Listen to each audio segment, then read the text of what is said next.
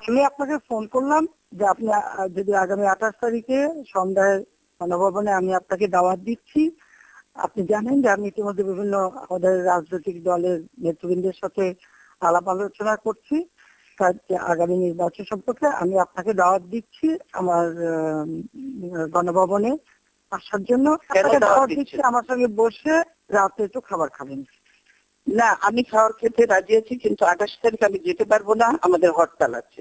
29 তারিখ 6টায় আমার হরতাল করেন। আপনি আমি হরতাল প্রত্যাহার করতে পারবো না। আমি অনেকদিন ধরে আপনাদেরকে রিকোয়েস্ট করেছি যে আপনারা আসুন, আলোচনায় আসুন। আলোচনার সময় পর্যন্ত আপনারা শুনেননি, কাজে আমার হরতাল পার হওয়ার পরে আপনি ডেট দিবেন, তখন আমি চিন্তা করতে পারি। 29 তারিখ 6টা পর্যন্ত আমি বেরোতে পারবো না। কিন্তু আপনি তো নিজেই কালকে বলেছেন যে এই সময়ের মধ্যেই আমি বলেছি আলোচনা চলবে, কর্মসূচি চলবে। আমি সেটা বলছি, আলোচনা চলবে, কর্মসূচি চলবে। আপনার যদি সত্যিকারে আন্তরিকতা থেকে আলোচনা করার জন্য আমার যেতে কোনো আপত্তি নেই। আপনি বলেছেন আমি শুধু একা যাব না, আমার সঙ্গে নিশ্চয়ই আরো কেউ থাকবে। সবাইকে নিয়ে আসবে, আপনি যত কিছু নিয়ে আসতে পারেন। এটা না, আমি দল শুধু নিয়ে যেতে চাই না, যাদেরকে প্রয়োজন মনে করবো তাদেরকে নিয়ে যাবো। কিন্তু সেটা হতে হবে 28 তারিখের পরে। 29 তারিখ আমার হরতাল শেষ অনুরোধ করবো জাতির স্বার্থে জনগণের। না, 28 তারিখে আমি যেতে পারবো না। আজকে প্রত্যাহার করে নেন। না, আমি হরতাল মানুষ পারবো না। এই যে আগুন মানুষ কোন আপনারা করে আপনাদের বন্ধ হারাম গান পাউডার দিয়ে ইয়ে চালানো আপনার বলেছে, আপনার ভাই বলেছে যে গান পাউডার দিয়ে ইয়ে বাসে আগুন দেওয়া আপনার নির্দেশ হয়েছে। এই অভ্যাসটা আমাদের সেসব অভ্যাস নাই, আমাদের সেসব অভ্যাস নাই।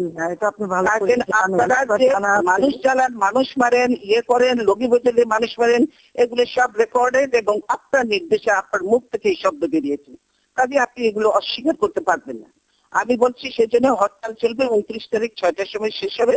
আমি 29 তারিখে আমি জনগণের সাথে আমি ইয়ে করতে পারি। আপনি দয়া করে হরতালটা না, দেশের স্বার্থেই আমি হরতাল দিয়েছি, জনগণের স্বার্থেই আমি হরতাল দিয়েছি।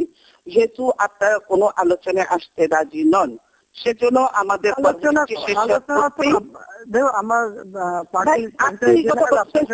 মন্ত্রীরা বলে দিচ্ছি কোনো আলোচনা হবে না, সেটা বলে দিচ্ছে আপনার মন্ত্রীরা। এ বললে তো হবে না। আপনি নিজে বলে দিচ্ছেন, আমাদের প্রস্তাব রিজেক্ট করে দিয়েছেন, কোনো আলোচনার দরকার নেই। আপনারা নিজেরা বলছেন, আবার এখন আলোচনা বলছেন। তো সেই আলোচনা হতে পারে আমাদের কর্মসূচি শেষ হওয়ার পরে, তার আগে এটা আমি আপনাকে আমি হরতাল প্রত্যাহার করতে পারবো না। আমি বলবো আলোচনা আপনি এই জিনিসটা যদি আর একদিন আগেও নিতেন তাহলে সেই সুযোগটা ছিল, কিন্তু সেটা আপনি করেননি। একদিন আগের বিষয় না, আপনি জানেন আমি বিভিন্ন দলের সাথে বসছি। আমি জানি যে আপনি খুব ব্যস্ত মানুষ, আপনি অন্যারা কাজে ব্যস্ত, তো আমরাও নিশ্চয়ই আমাদের হয়তো অত বেশি ব্যস্ততা না থাকলেও আমাদের যথেষ্ট ব্যস্ততা আছে, কিন্তু ইচ্ছা করলে উপায় বের করা যায়, কিন্তু আপনি সেটা করেননি। এবং আপনারা পরিচয় দেয় কালকে যে আমাদের যে ইয়ে পারমিশন দিলেন, এত দেরিতে কেন দিলেন? কতদিন আগে পারমিশন চেয়েছি, মাইক পর্যন্ত লাগাতে দেন। মানুষরা সে জনসভায় কথা শোনার জন্য আপনারা মাইক পর্যন্ত লাগাতে দেন, আমাদের মাইক পর্যন্ত লাগাতে দেন, তো মানুষ এসে দাঁড়িয়ে দাঁড়িয়ে কথা শুনতে পারে না। এটা কোন দেশে গণতন্ত্রের নমুনা দিচ্ছেন আপনি? দেখুন, আমি যে আলোচনা করবো সবার সঙ্গে, এটা কিন্তু আমি বহুদিন আগে থেকেই না আমি আমাকে বলেন যে আমরা যে জনসভাটা করলাম, আপনি মাইকের পারমিশনটা কেন হলো না? মাইক কেন দেওয়া হলো না? আমার মাইক তো দেওয়া হয়েছে। আমি এ ব্যাপারে আপনার সঙ্গে এখন কথা বলতে চাচ্ছি না, কারণ এগুলি একেবারেই সত্য না। করতে পারেন। এখন আপনাকে আমি বলছি যে আপনি যদি সত্যিকার আলোচনা করতে আন্তরিক হন, তাহলে আমাদের ঝগড়া করতে চাই না, আপনি তো ঝগড়া করতে চাই না। আপনি একতরফাই তো বলে যাচ্ছেন, আমাকে তো কথা বলারই সুযোগ দিচ্ছেন না। আমি একতরফা বলবো কেন? আপনি কথা বলছেন, তার কাউন্টারে আমি জবাব দিচ্ছি শুধু। না, আপনি বারবার বলছেন হরতাল প্রত্যাহার এখন হবে না, আমাদের কর্মসূচি শেষ হবে, তারপরে যদি আছে আপনি জানেন, আপনি যদি 14 দল থেকে মানুষ খুন করা অব্যাহত রাখবেন। আমি মানুষ খুন করতে চাই না, আপনারা মানুষ খুন করছেন। কালকে 9 জন মানুষ আবার হত্যা করেছেন আপনারা। বললাম তো, খুনের রাজনীতি আমরা করি না, বরং আমি দেখছি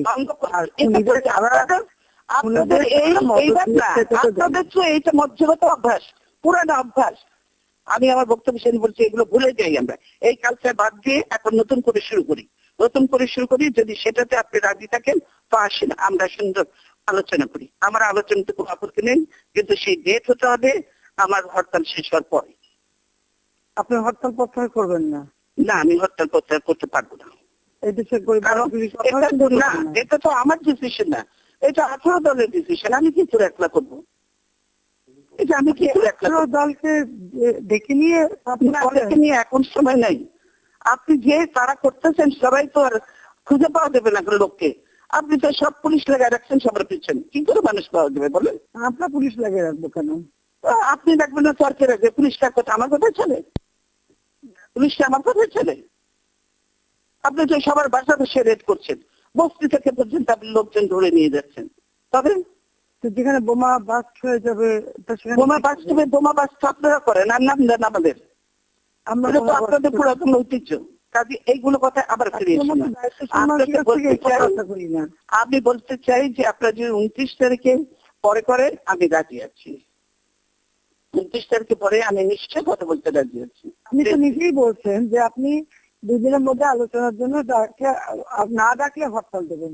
এখন আমি আপনাকে যখন হরতাল দিয়ে ফেলেছি তার আগে বলা উচিত ছিল। আপনি কালকে আপনার বক্তৃতাটা একটু নিজে শোনেন। হ্যাঁ, আমি নিজে শুনলেও এখন আপনি কি বলছেন? 500 আমি বলছি না, পরে বলি আমি সঙ্গে সঙ্গে আছে, আমি দুঃখিত, কর্মসূচিও চলবে, আলোচনাও চলবেন। আপনি মিথ্যা কথা বললে বাংলাদেশের মানুষ অত হিসেব করেই আমি আপনি যেহেতু বললেন যে 2 দিনের মধ্যে, মানে আমি বলেছি সঙ্গে সঙ্গে বলেছি যে কর্মসূচি আগে আপনাকে ফোন করলাম, কথা না, হরতাল তো অলরেডি ঘোষণা হয়ে গেছে, এবং আপনার কারণ যে আমার 18 পার্টির সঙ্গে আলোচনা করি, এই পার্টি ঠিক হয়েছে, 18 দলের সঙ্গে বসে এই কর্মসূচি ঠিক হয়েছে। 18 দল পাবো কোথায় এখন? 18 দলে 18 দল পাবো কোথায়? 18 দল আপনি পাবেন, আপনি কেউ ইয়েতে নেই, হবে না, এটা কথা হলো না, কে থেকে বিশ্বাস করবে? সেটা কেউ বিশ্বাস করবে না ঠিকই, আমি ডাকলে হতো, কিন্তু এখনো হবে না। এই কারণেই যে বলছেন এই 2 দিন এর মধ্যে রাখতে হবে, আমি সেই জন্য আপনাকে ফোন করলাম। না, এখন তো দেরি করে ফোন করে একটা কথা বললেন, আর আমি এখনো বলছি ঠিক আছে, যাতে আগামী কর্মসূচি গুলিতে আমরা বন্ধ রাখতে পারি। সময় দিচ্ছেন, আমি 2 দিনের মধ্যে আগে আমি হবে, তারপরে যদি নতুন কর্মসূচি আমরা না পেতে পারি আপনি বলছেন আলোচনা করি। 2 দিনের মধ্যে আলোচনা না করলে আপনি হরতাল দেবেন।